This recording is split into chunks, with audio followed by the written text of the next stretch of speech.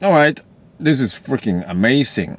Tesla, they just announced the AP 2.0, the next generation autopilot hardware that will come on every car that will be produced from today. Will have that new hardware. And what does that mean? Well, it means that you have freaking 8 cameras around the car for 360-degree vision around the car. And in the front, my car only has one, which is like the old hardware. Now you have 3 cameras in the front, which will see it at a different like angle. So you have like a wide, close camera, you have this normal camera, and then the long distance camera, which is narrow. You can see it narrow, but you can see far. So the range has been extended to 250 meters. And the old car has like about half of that. And that means that the car will detect stuff further ahead and do whatever action it needs. So for instance, if you're driving on the highway, I've seen that many times, at higher speed, because of this kind of short-ish range on the old one, it cannot react in time, like fast enough. But with the new hardware, it can do that. And what else? So these cameras are updated, and also, of course, you still have sonar and also radar. And the hardware, the computer is also supposed to be 40 times faster than today's computer, because it has to process a lot of information, and that makes the car level 5. What's it called again? It's a fully autonomous level 5. And you see, I have a list here. Well, you can read yourself, but you see that Tesla places between level 2 and level 3, where it can detect some objects, it can drive for you, but you still have to pay attention. And they were actually talking about going to the next level, to level 4, but they skipped it. They go into 5, which is full autonomous. It can drive itself. That is freaking awesome for those people who will get that, of course.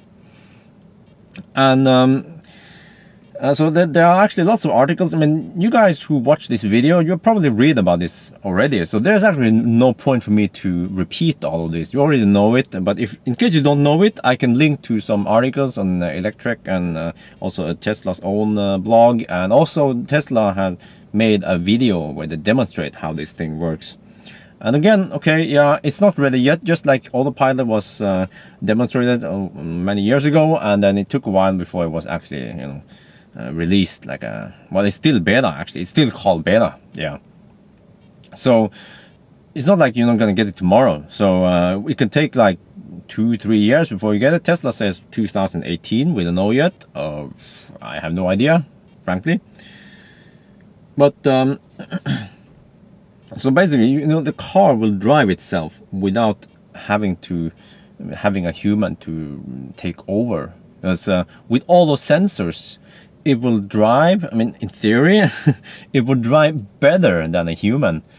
And I actually believe it, because I shown you in a recent video that with the new radar algorithm, you can even my old car can detect a car like 2 cars ahead of me braking, and then I measure that the time between when the middle car, Morgan's car, the brake light on that light up until my car started deaccelerating was only 0.2 to 0.4 seconds. In the clip I show you was 0.2, but we did several tests, and 0.2 to 0.4 seconds. How many humans can react in that time? It's very fast. So, and that all the cameras, the 8 cameras can see all around the car, will actually make it better than a human. And with a sonar, you can even see through fog or whatever, to bounce under another car or something. So yes, I think it's plausible that, a fully autonomous car will actually be a better driver than a human. Yeah, I drive a lot, so I see lots of weird driving out there. But anyway, what is the point of driverless cars? That was the first question that struck me this morning when I heard about the news. I was like, the Autopilot, as it is today, already does a lot of things, because on long trips, you can relax your shoulders. You don't have to like micro adjust your course. It will do that for you, and it will actually reduce the driver fatigue over time. So already, like the level 2, 3 that we have today is already pretty good, and it helps a lot, especially for commuting and all that. It's not like your autopilot car became useless overnight. It's still a freaking awesome feature. Yeah. But so is there a point to get the new one? Well, I have a few thoughts about that. First, my first like initial thought was, I love driving, and already now the car can drive on kind of windy-ish roads that usually I would have to drive like manually. So I try to challenge it, like, but I'm not like sleeping in the car like you can actually do in the new cars in a couple of years. You can actually sleep in the car, or it can drive itself without any driver in there. So already nowadays the car can drive like on the trips I've taken, the car can drive like 95% of the time. There's actually only very few times I have to take over. And then comes another question, like what there won't be any more fun driving then, right? For instance, if I want to drive from here to Bergen, most of the trip is kind of boring, and also many times I drive on a Friday afternoon, which is freaking boring because there's just lots of slow drivers and I can't overtake them. But in the evening, after I pass Gol, around after 11 at night, then I get to that windy part, which is fun, and then I drive manual, and that is freaking awesome. So what is the point of fully autonomous driving? Because then you take away the fun. Well, I mean, Tesla already took away the fun with the gear stick. There is no gear change anymore, right? But it is still fun. But what if the car can drive completely by itself? Then there will be no fun left, right? Well, maybe, but maybe not. Because I have a few thoughts about what it can be used for. You already saw in the video that when you park the car, then, well, at least in Model X, you don't even have to close the door. And the car will close the door for you, and then it will just keep driving, trying to find a parking lot. So let's say, that is actually a very, this is a real case we have. We go shopping at an Asian store every Monday or Tuesday, yeah.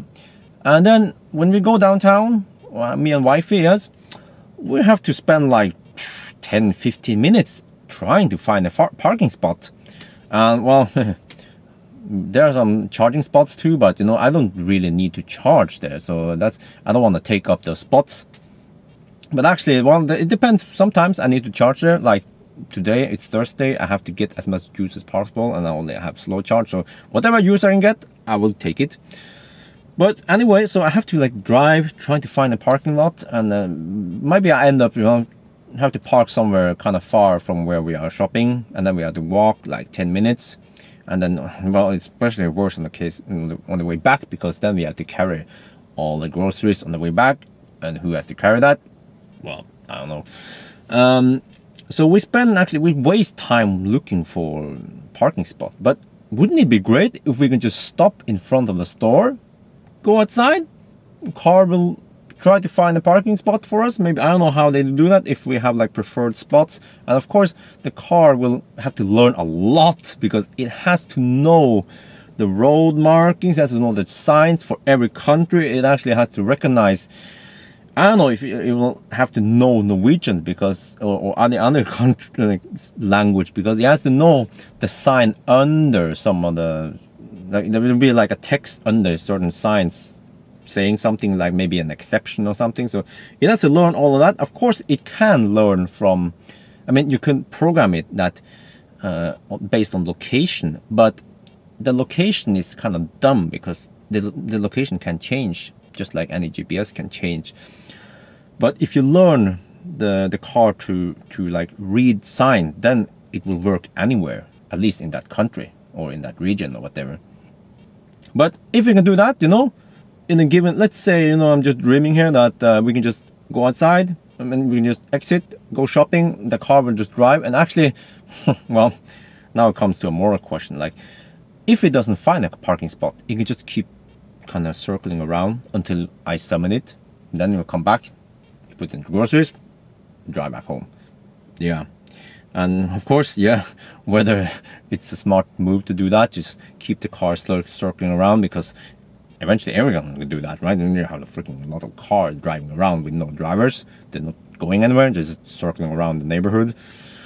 Yeah, but anyway, so that's like it's like a driverless valet, and you can use that other places. For instance, to a hotel. You don't have to let someone else drive your car. You can just ask the car to drive itself, and actually, yeah, in a garage without reception, if the car knows how to see and read everything, even see the curves, then it can drive even without internet connection. That's like the best. If level 5 works like that, yeah, that'd be awesome. What else can you use it for? Well, again, about myself, before I moved over here, I was living in a high-rise building, and my garage was like 10 minutes walk away from the building. So it was kind of cumbersome to go there, and especially in the winter. I have to walk there. It was freaking cold, and sometimes I have stuff with me. I have been buying some stuff, and you have to drive. I mean, you have to walk to that that bigger garage and back. But now you just park in front of the car, and then the car will drive to the garage, open the garage door, of course, close it for you, and then in the morning it can preheat for you, and then drive to your in front of your building or whatever where you live. Wouldn't that be great? But the list is pretty long. I have lots of ideas what the self-driving car can be used for, and you see all these ideas I list here. It's not actually about driving the car, because if you want to drive from A to B, you want to enjoy driving, you can still do that. You can still have fun on winding roads, but this is like practical use for when you actually not going to drive the car, but the car will be like a robot for you. So you have more ideas well, okay, maybe this is a kind of weird case. Let's say I drive to the airport. We have several airports around Oslo. Let's say I have a cheap ticket. I found a cheap ticket, but the problem is that it leaves from Gardermoen, which is north of Oslo, and then I do whatever, maybe I travel to somewhere, let's say America, but when I return, the flight doesn't land north of Oslo, it lands south of Oslo. But then the car could just drive to the south, to the other airport, and pick me up there. See? Pretty awesome, right? And also, if we go on a vacation, actually we're gonna go on a vacation on December. So what we'll do is, well, my mom will also she will also go to Thailand. Yeah, not together. She has some other business there, but we'll actually leave on the same day. But anyway, so we drive together to the airport. But the most convenient would be to just go straight to the terminal entrance, but we can't do that. We have to park. I mean, we have to drive to park at like the long it's gonna get like long-term parking, right, which is cheaper, and then we have to take the shuttle bus to the terminal.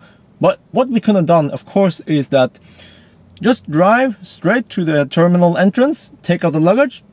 We don't have to close the door even. The car will close the door, and then it would drive to the parking area for you.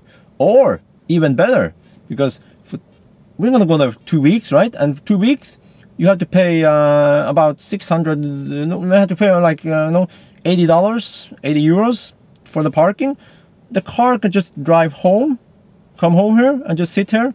I don't know if eventually they will have like this robot arm for home charging or not, but what you can do is, of course, to just charge enough so that the car can go home, sit here, wait 2 weeks, and then go back. We can program it to go back, or just summon it, because once we land, after 2 weeks of vacation, we can just summon it, and then maybe it needs like an hour to prepare to get to the airport. That is possible. You not only save time, you save money for parking, you also save then eventually, if more and more people do that, the airports, they need less space for parking if more and more people buy Teslas or whatever other car that can do that. And yeah, they need more like constructing less less parking spots. What else can you do? Yeah, okay, another case here. I have to go to the service center tomorrow. I have to get my winter tires. I'm finally getting my winter tires. They are actually 21. Sorry, they are 19-inch Cyclone, but they are not the 19. I mean, they're not the same as the Model S. Oh, that's a different topic. But anyway, so the case actually, this is a real-world case. Is that tomorrow I have to drive to Rud, which is kind of far from the city. It's like a 20-minute drive from here. I mean, preferably I would like to go to one of the other closer one, but they didn't have time. But you see, so this is a real case that I have to go to the service center in the morning, very early, go there, wait, and then they will change the car and change the wheels for me, and then done. Then I can drive to work. But if I had a self-driving car, I could just drive to work, and then I send the car to the service center, just to replace the tires, and then when it's done, it can drive back to my work and wait for me. Or let's say if I have a longer repair, I can just drive to work and then send the car to the service center, and then the service center can send a loaner to my work, and then I can use that car for whatever it takes before I get my own car back. So everything, there's like unlimited possibilities with a self-driving car. Like I never actually thought about this because I never thought it was that close. And now it seems like it can only be in a couple of years, and then whatever weird stuff, science fiction I'm talking about today, might even be reality. Because already today, we have robots that can cut your grass for you. We have robots that can vacuum clean. We don't have any of that yet in my home, but maybe you should invest in that. But you already have robots doing stuff for you. Okay, but what else can you do? Okay, well you can also in a way, some families, they have several cars. What if you only have one car? Let's say this Model X. If this Model X had 2.0 hardware, maybe I start working kind of late. So wifey, she wakes up before me, for instance. Actually, maybe it's the other way. I wake up early. Yeah, so I wake up early, and I go to work, drive to work, and then the car will just drive home. And then wifey goes to work, and then she drives the... Oh, hang on, the light here was... okay. Sorry. And then she drives to her work, and then because I start work earlier, then I will, come home earlier. So the car will drive from wifey's work to my work, wait there.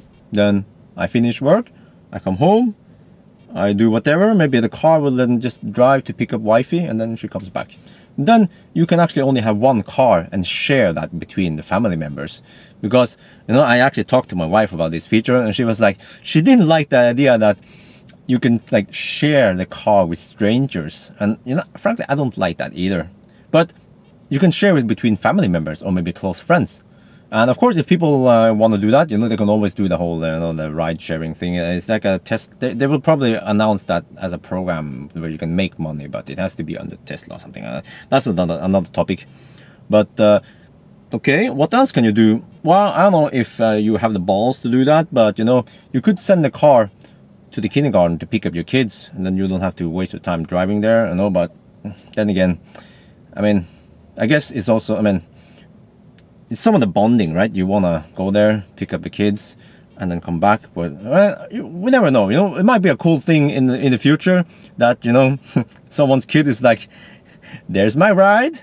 Daddy's not there. Mommy's not there. It's driving itself," and that's gonna be the coolest thing. That everyone will be so envious. Maybe. And of course, you can have an automatic queue at the supercharger. So nowadays, when you have in a rare case, when you actually have a queue at the supercharger, you kind of have to sit and wait until the one stall is available, and then you park, and then you can, eat and do whatever. Because if you don't, if you leave the car, then, someone else is going to get your spot. So you actually have to sit and wait for your turn to get there. And then, that is time consuming, and you might be a bit annoyed because the other cars are taking too long.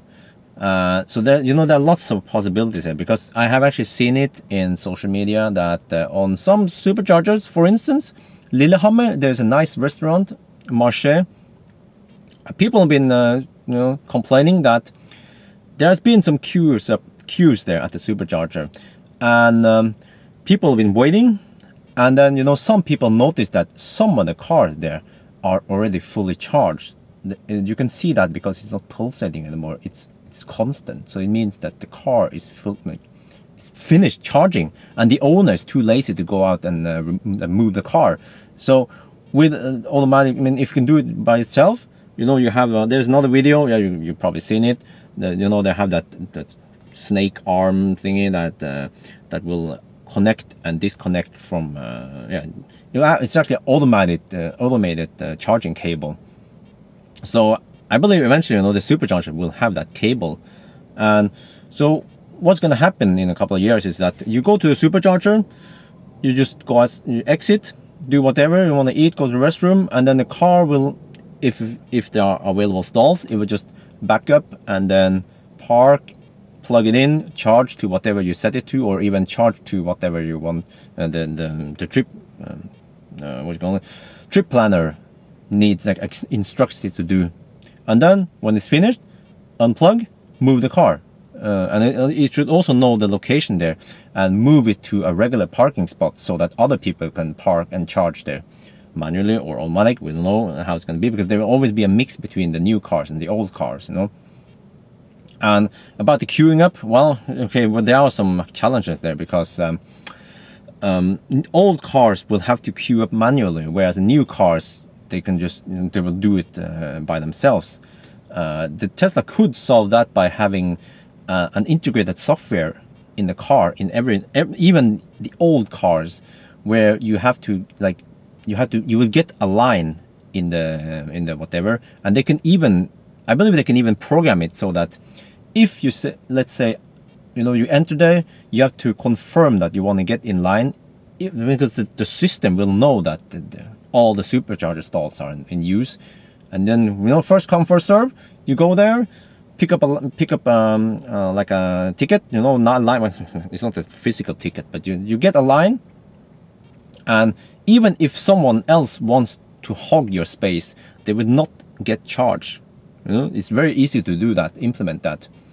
And then if you have an old car, you have to plug it in manually. Actually, you don't have to plug it in, because you can just park and then the arm will just plug it in for you. But of course, if you have an automatic one, it will do that for you. But you can take it one step further, because again, this is from a real life experience, that as for me, I don't mind eating yaffs, but wifey, she doesn't want to eat yaffs too often. And the problem is always that if we take a detour, we kind of, you want to spend the charging time eating. So if you have to take a detour, let's say go to a restaurant first to eat there, and then have to go to a supercharger, it's too much hassle. And usually, the nice restaurants are placed too far from the supercharger. You have to either walk very far, like half an hour. No one's gonna do that. Or maybe we can, like I thought about before, have like a, this is air wheel, so you just park at the supercharger and then you go over there. But it's not gonna work in winter. It's not gonna work in rain always. You have to bring an umbrella. And so just, what about we drive nearby to, let's say we drive to a restaurant or whatever you want to do. Let's say you need to go to a meeting for half an hour, and then you might as well charge your car. Go to the meeting, go to the restaurant, go to whatever you have to do, and then preferably not too far away. The car will drive to the supercharger, juice it up for you, and then drive back. Whatever, you can probably program where you want it to wait for you, if it needs to wait for you. That's freaking awesome. Much better than today's situation, because today is I can live with it. I've been living with it for 2.5 years, almost 3 years now actually. But there are lots of other possibilities, that the car and the network and the system can solve it for you. you can even like I think that mentioned that in the Tesla blog that I could go to the airport here in Oslo and then fly over to Bergen and then summon the car from Bergen, and the car has to drive 500 kilometers and it will supercharge automatically on the way there and just get to where I am. Yeah, it's possible. But of course, yeah, I mentioned the supercharger like automation. It can be abused. I hope they will also find a fix for that, because what they can do, especially in cities, I mean in countries where the electricity price is high, is that people will stay at home if they live, let's say if they live like half an hour or maybe not half an hour, that's too far, but let's say 15-20 minutes from a supercharger. They could just send the car at home from home to supercharger, charge it up, and then drive back again, because then they don't waste their time. That's the hassle today, is that some people, they have to waste their time going to the supercharger, and some people do that actually.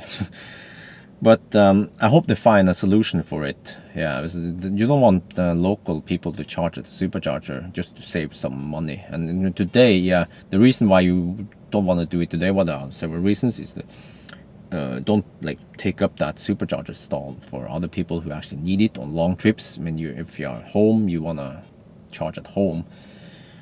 And second is, of course, that you waste time going there, back, and you also add some mileage to the car, so it's not really worth it, but people still do it. All right, that was a lot of ideas, a lot of brainstorming, and who knows if it will actually be like this in a couple of years. Maybe, yeah. And then, of course, one thing you guys will ask me is, will I get the AP2? Yes, I will. If I was just a regular Joe, then I would probably not care. But it's come to this point where I'm this YouTuber, and lots of people watch me, and I'm always interested in this stuff, And so I figure that whatever new comes out, I have to get it. And I've seen it actually in the old days before I got the Optimus Prime, that whenever I want to test something with autopilot or four-wheel drive, I actually haven't tested the four-wheel drive yet. You see, it's a bit too much hassle because I don't actually own the car. Every time I want to test something, do something, I have to borrow a car from either Tesla or someone else, and who's gonna lend you the car to do a 2,000-kilometer road trip with stuff in the back, whatever, you know what I mean? So I have to actually own the car with the new autopilot hardware, enabled to give you guys like a good review how it is to live with it, go on long trips, sleep in the car, do some of the weird ideas I mentioned, to ship. I could even I could sleep in the car while it's driving for me. I could even send some items with the car, some Nimber items. Yeah, just give some instructions that I can maybe have a camera so they don't mess around with the car. Send whatever, a small item with a car. Everything is possible when it's self-driving. And all these ideas, again, when I mentioned, doesn't really affect, the driving pleasure. Because whenever you want to have fun driving, then switch off automatic stuff and then you drive manually and have fun, just like old days. Except that there is no engine noise. Yeah. So yes, I will get it, but I will probably not get it yet because first came the 100 kilowatt hour battery pack, and then now this, and who knows what's gonna what they will release in 6 months or 1 year. So, and as for me, there's no point for me to rush to just get the new hardware yet. Because they're not gonna, it's not ready yet, But when that is being said, whoever wants to buy a car today, I mean, if you're about to buy a car, then lucky you, you will actually get the new hardware. Whoever just bought the car, feel sorry for you, because you just missed it. But that's life, right? And it will always be like that. There will always be people who just missed the old autopilot. There will be people who missed the dual more, stuff like that. So you just have to live with that. But what about people who already have a car today and they consider getting the new one just to make sure they get the new hardware? I would say keep calm, because just wait. I mean, if you can wait, and if you have the money to wait, then just wait, because there will always be new stuff with the car. Yeah, and I'm also gonna wait. You see, oh, by the way, I have to mention that the Model S P90D Ludicrous that I won, Tesla said it's okay for me to wait with the delivery. I haven't even configured it yet. And the tax authorities, that they told me, wait for the car, because I have to pay.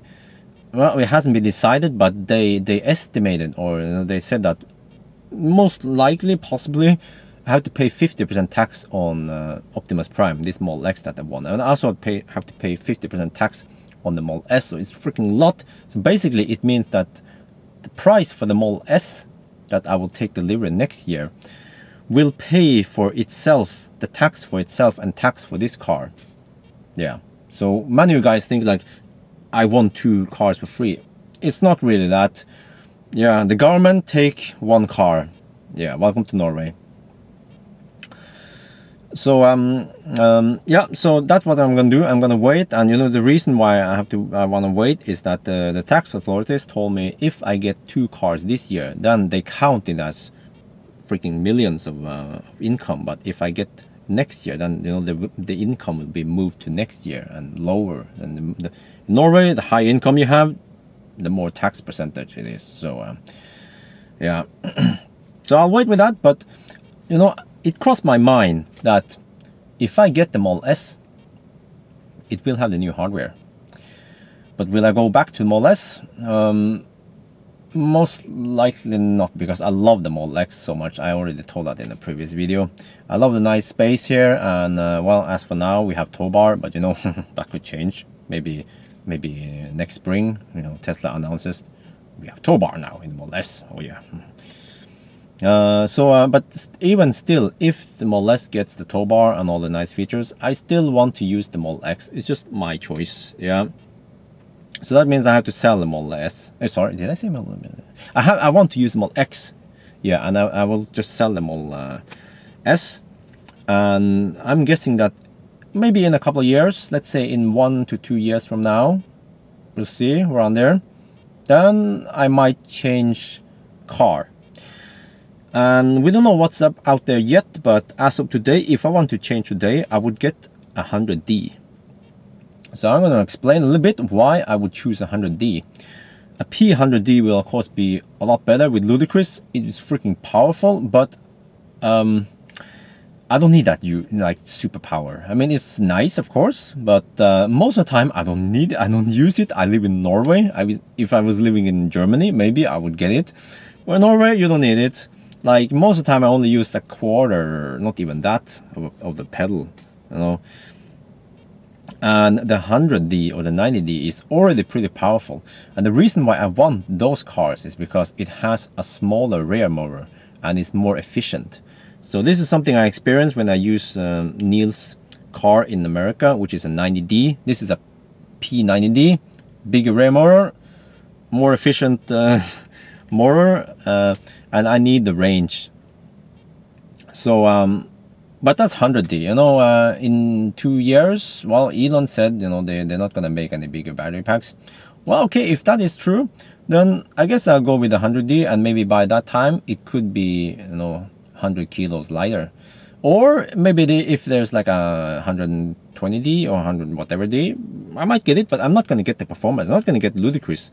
If I want to test Ludicrous, I can probably just borrow it from someone and just test it out. Maybe if I can borrow from Tesla, that would be the best. Take it to Germany, do some tests, whatever, and then return it. And then go back to my own, less powerful, but still very powerful car. Yeah. So my plan is actually to just use this car. I love it still. It doesn't suck. Actually, it sucks at least in the seats. Yeah. But I mean, okay, let me explain. The seats are awesome, but I tested the ventilation. It sucks. It doesn't blow. Yeah. Okay. But no, but I will still use this car, and then I will kind of downgrade. Yeah. And first I thought I don't want to sell it. This car is kind of special because it's a price, I want, you guys help me win it. But time changes, And eventually, you know, I can't just stick with this car forever. It's like Millennium Falcon, you know, it was cool in the beginning, and then after a couple of years, it became outdated. And it's gonna happen with the Model X also. I mean, Optimus Prime, yeah. So I have to update. This is, yeah, this is how my life has turned out. So I guess one way to do this, because we also discussed it with wifey, you know, and she was like, "Are you gonna spend more money with your car?" I'm like, no, I can't do that. You know, we have a budget for, you know, we have to, yeah, there's lots of stuff that has to be fixed in the house. I haven't bought an extra, like a guest bed with lots of stuff, you know. So I guess we have to like split the budget. So whatever I make from my work here or whatever, you know, that would be like the family budget. And then, well, I have to, you know, get this done soon, which is the Patreon. So yeah, and many of you guys, you know, been asking me, what about the Patreon? Okay, let's just, I will probably launch it soon enough, so that whatever you guys, let me explain. Patreon is like Kickstarter, that yeah, you can, you know, donate money if you like my content. You know, you can donate money, then I'll be grateful, of course. And what I'll probably do is that all the Patreon money that I get over time will be like, you know, accumulated, put in a bank account with high interest, and I will save that towards the upgrade for the new Model X or whatever, Model Y. Now I would probably Model X. Yeah, I want the flagship, but not the superpower. Yeah. So yeah, because then, you know, I mean, it kind of makes sense that all my fans, they like my content. It's about Tesla, and then give me money, and I'm grateful, and then I can, you know, slowly save towards the new car.